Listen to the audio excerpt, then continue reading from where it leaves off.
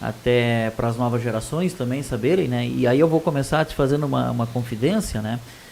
O dia que jogamos lá Brasil e Rio Branco, lá no Rio Branco, né? No Sub-17, que depois tu passou pelo vestiário, falou ali pros guris do Rio Branco, né? Vocês jogaram bem e tal, né?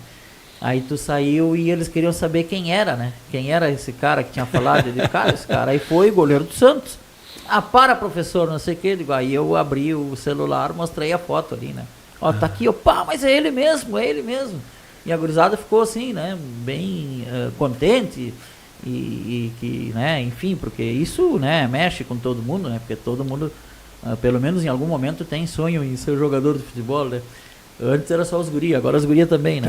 Também. E aí a gurizada ficou muito, assim, encantada com isso, né, Narega? Mas vamos começar a conversar assim, né? Tu começa tua carreira aqui em Santa Vitória, no Amador, né? Como é que Isso, exatamente. No Grêmio Esportivo Brasil. No Brasil. Eu achava que tu era do Vitorense, não sei porquê. Não, eu andei lá no Vitorense, mas aquela história, né? Que tu não tive oportunidade, aí vim para o Grêmio Esportivo Brasil. Isso júnior ainda? 16 anos eu tinha. 16 anos de idade eu tinha quando comecei a... Claro, a gente já jogava nos famosos campinhos, né? Sim. Lá no Sarapico, por exemplo, que era a minha zona aqui, a zona do Genaro, né? Então ali a gente se reunia às tardinhas, aos finais de semana, que era ali o reduto do veterano, né? Ah, o veterano. O veterano. Então nós, a gurizada, se reunia ali para bater uma bolinha para brincar. Né? Ali começou, aí daí vem a oportunidade de tu jogar no juvenil, né? Naquela época os juvenis, né? Que hoje é chamado de categoria de base. Entendeu? Então a gente gostava, porque naquela época, né, Luciano, era assim, né? Claro que não é o teu tempo, mas tu sabe disso, até porque o teu pai também foi um grande desportista.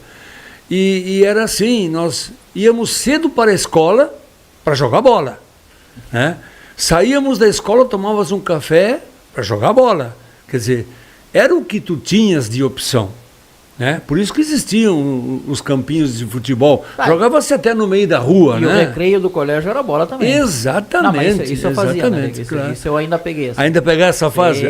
Então tu não é tão novinho assim. O videogame estava entrando, mas na minha época ainda era meio sem graça. Ele não era legal ter, né? Mas não era essa perfeição que é hoje. Né? Que é hoje, com certeza. Não, eu acho que o esporte, né, é um meio, né, é um instrumento, é uma ferramenta sensacional.